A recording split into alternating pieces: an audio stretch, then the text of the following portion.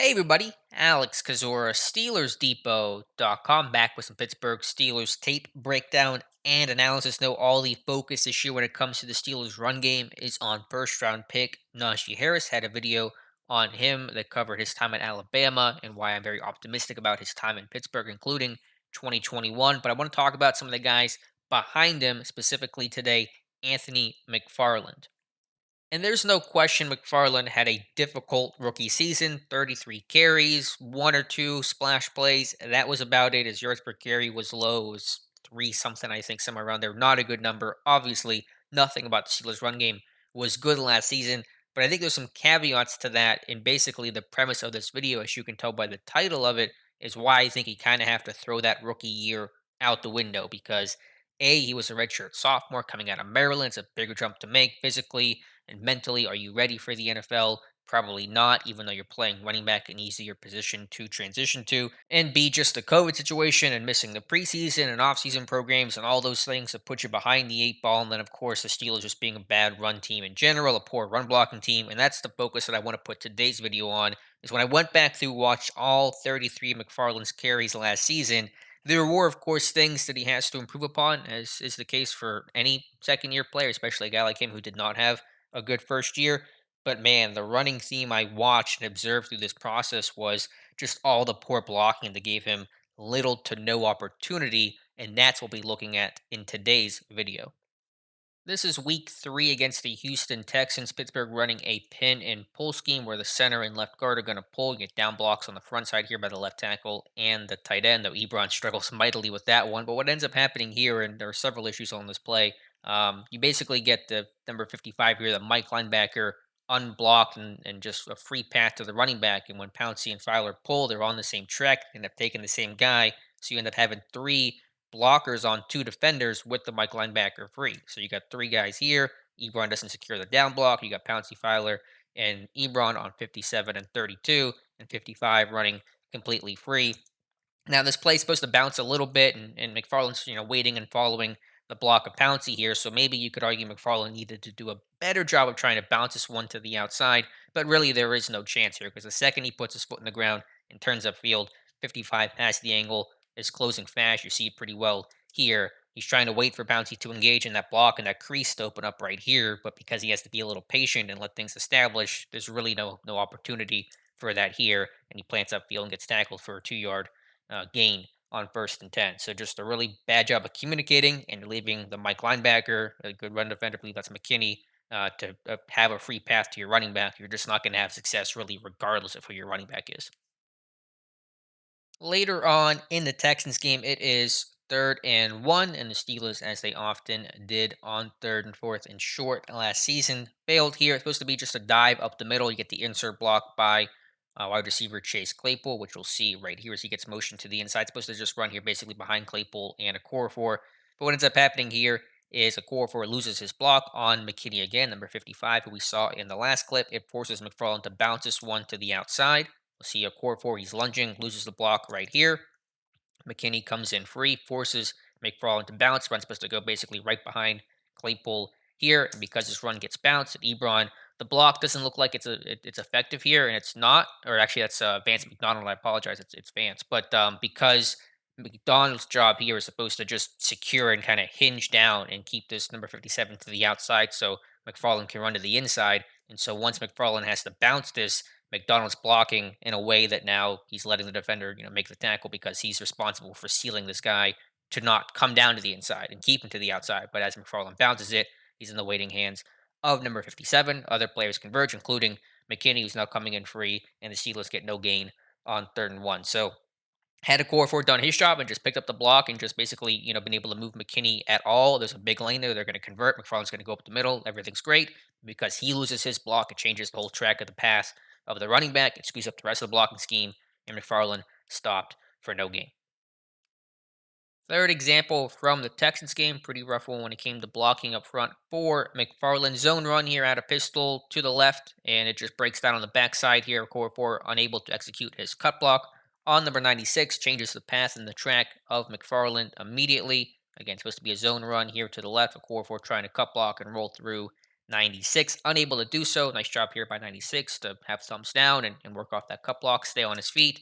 And so McFarland here has to deal with him at the line of scrimmage essentially and try to cut this one back. And now he's not on where the path needs to be. On this zone run, you want to try to bang that run up the middle. It depends on helmets and hats and where the defense is flowing to, but certainly a chance to had been able to stay on the outside here. Although Matt Filer does miss his block as well. But basically, on these zone runs, when you're getting immediate penetration and you're so focused on not where the flow of the defense is going generally, but just where that first defender is. That's going to throw the whole play off. McFarland does okay to create or get 2 yards out of the thing because this one could have gone for a loss or no gain on the play. But these zone runs, you got to have a good job up front. Got to do a good job on the backside of blocking this one up, and just no chance there for McFarland to read the play and start making his cut and setting things up.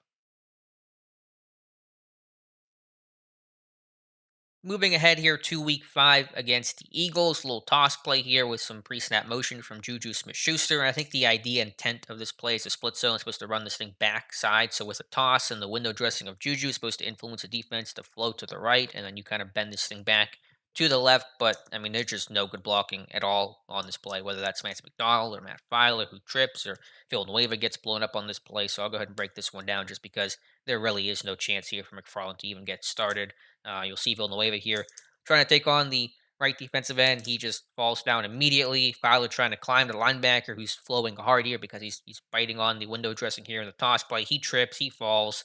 McDonald backside doesn't do a good job here. And so, I mean, McFarland just absolutely engulfed here behind and at the line of scrimmage on this play. So just no chance for him to get started. No chance for any running back on this play because there were just breakdowns front side and backside of this one. I mean, McFarland has the ball right here and he's got one, two, three, four. There's a fifth one coming. I mean, there's no opportunity there for a running back to make a play. I don't care if it's Barry Sanders back there. He's not going to be able to wiggle his way out of it, and McFarland does not here. Closing moments of the Steelers' Week 6 win over the Cleveland Browns. So it's late in the game. Game's over at this point. So no one's really paying much attention or caring about what's happening. But just another failed zone run here for the Pittsburgh Steelers run game. And it just starts backside again, as we showed in the previous one with the core for missed cut block. Just bad job here securing this on the backside of this play. The one tech here doesn't get picked up by Hassenauer, the center, nor Kevin Dotson, the right guard. Just clear miscommunication on this play, or a core four for that matter, the right tackle, picking him up on this one. Dotson thinks he's passing him off to a core four. Core four is climbing to the second level to pick up the linebacker here. They both go after 55, and then Dotson sees a core four has him, so he tries to work down the line, but you got the backside one tech here just chasing this thing down, and it forces McFarland to slow things up and not focus on the flow of the defense and where those front side hats are going and those kind of things. And because McFarland has to bounce this run wider than he wants to, Villanueva again trying to set up and just seal the inside here so the defender stays outside. But because McFarland has to bounce this run to the outside, it makes it harder for Villanueva to secure that block, just in the way that when a quarterback leaves the pocket, it's really hard to block it up because now you've left that pocket and the defender can run to the outside and make the play. This is not a good block here from Villanueva. I'm not trying to absolve him here entirely of what happened here, but if this play goes right and this one tech gets blocked and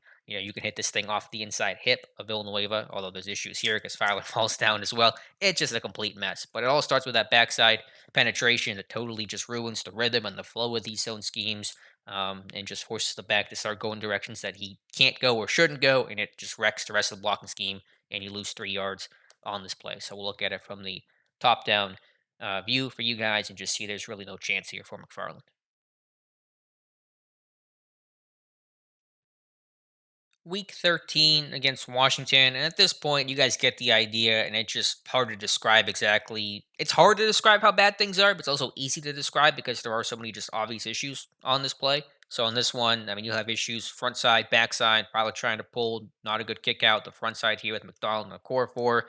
McDonald trips, no one blocks the guy right here, and the backside will linebacker on this play is just able to get in the backfield and make the tackle. That's Cole Holcomb who's right here, just going to knife in, coming in absolutely scot free. So there's just issues front side, back side. So many defenders running free. And that was a big issue I saw with Sean Surratt, his 2 years as the head offensive line coach. There were just so many free runners and free linebackers against Cleveland specifically.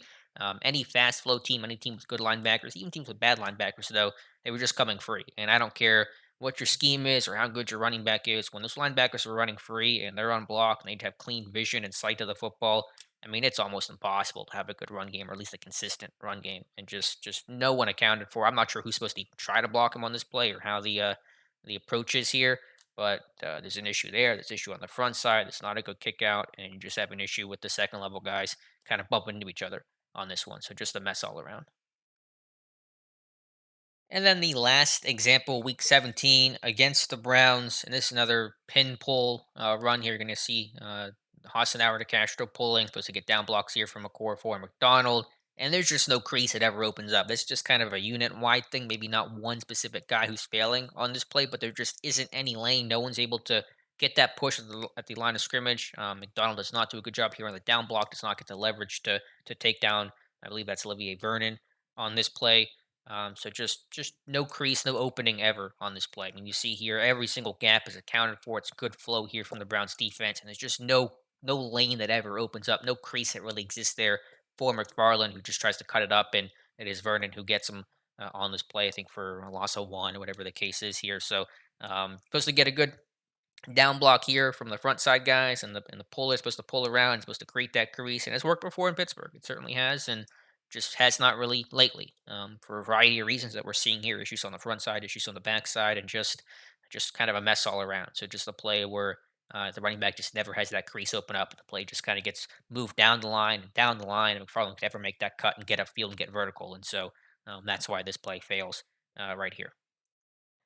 So overall, that's why I say McFarland's rookie season was a big old incomplete. I'm not saying he's definitely going to take a sophomore leap, and of course there are serious questions along the Steelers offense line about how much better this unit will be, especially as a run blocking unit. I think they will be better.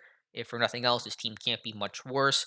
And obviously McFarland's opportunity will be limited because of the selection of Najee Harris. But I just want to say some people have written off McFarland because it was a poor rookie season, but there were so many factors working against him. And if you really dive into that, granted small sample size of 33 carries, we just looked at seven of them. So that's a good percentage of them that really he had no chance on, no chance to make a play. So I think some of the criticism his way is unfair. We'll see how he looks in training camp and preseason. I think he will take a step forward. How much? We'll see. And of course, his opportunity will be still pretty small behind Najee Harris and competing with Benny Snell for snaps. But with Matt Canada as his OC, coach at Maryland, I think there are reasons for optimism. And I just want to kind of approach 2021 with a clean slate when it comes to running back Anthony McFarland. So let me know your thoughts in the comments below. Thank you guys so much for watching, and we'll talk to you soon.